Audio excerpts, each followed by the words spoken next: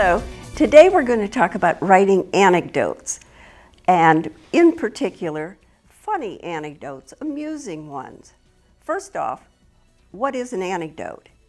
It's a short, sly, pithy, pungent story that's assumed to be true.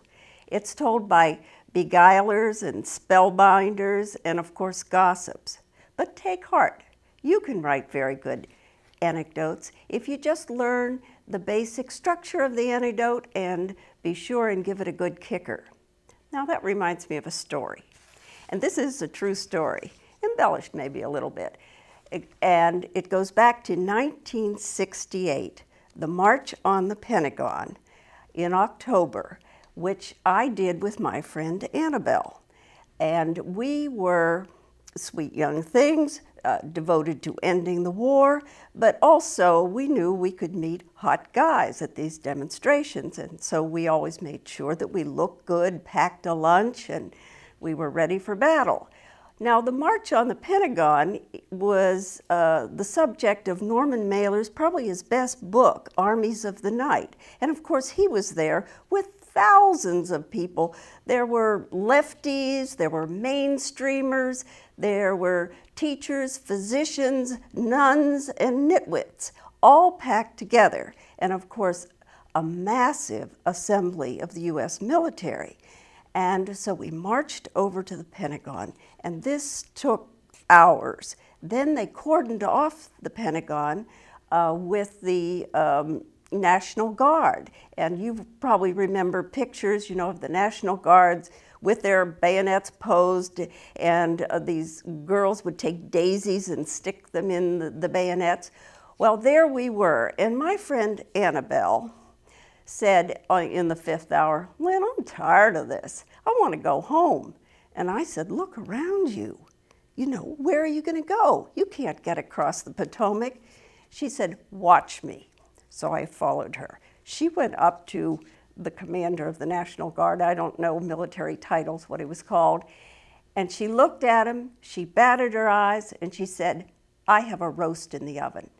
He got a boat and got her across the water. So I'm saying anecdotes can be very powerful.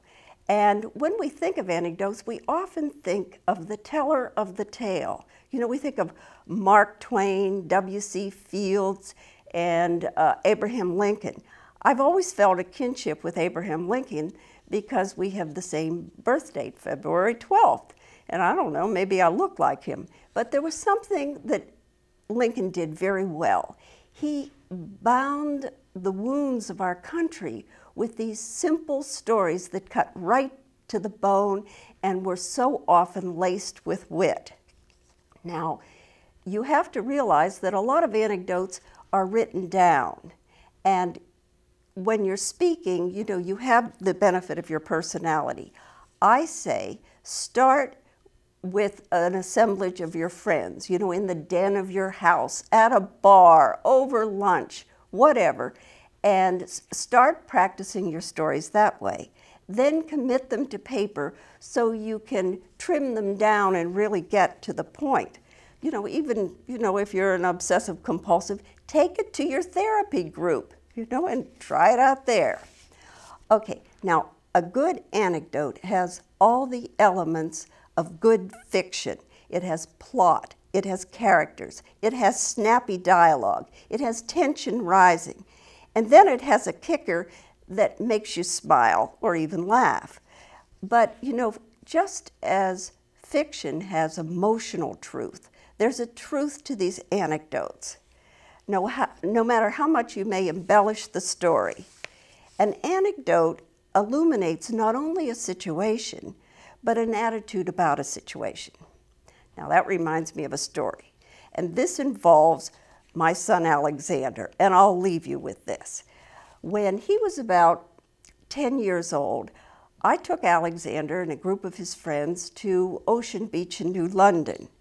And as was my habit, I parked far from where the swimming pools were because, of course, they needed the exercise in walking.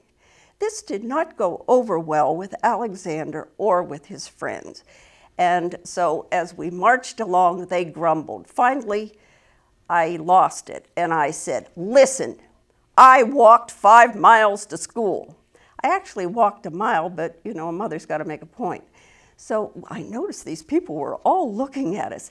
And then my son pipes up with, then she realized she was going in the wrong direction.